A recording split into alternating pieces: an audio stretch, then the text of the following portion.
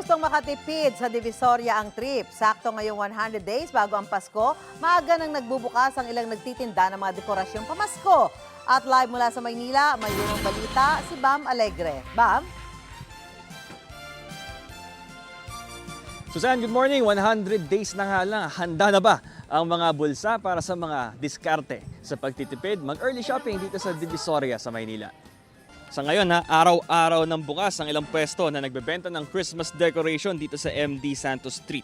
Sabi ng ilang nagtitinda, mura pa raw at may mga stock pa, so talagang optimum time na mamili ngayon.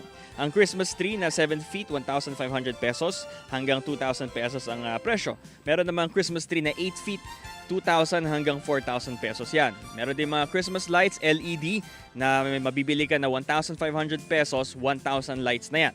500 lights na 850 pesos at 100 lights na 150 pesos. May wreath na 100 pesos kada 3 piraso, pero kung bibili mo ng isang dosena, ito ay 350 pesos na. Meron din medyas para kay Santa Claus, 200 pesos. Iba't ibang mga burloloy na pwedeng isabit, makukulay, at iba't ibang disenyo, pwede nyo bilhin ng 150 pesos kada 2 piraso. Meron din mga garland na 35 pesos, pampalamuti sa paligid ng inyong bahay, at parol na mula 1,500 hanggang 2,500 pesos.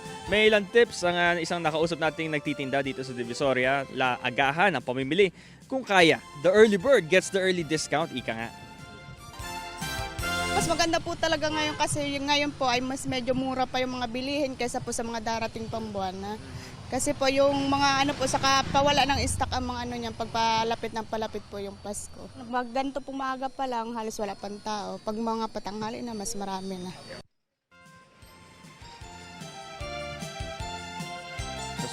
Susan, subukan din ang buenas, no, makahanap ng suki at kapag bultuhan ang binili, makakakuha ng malaking discount. Ito ang unang balita mula rito sa Divisoria sa Maynila. Bam Alegre para sa GMA Integrated News. Gusto mo bang mauna sa mga balita?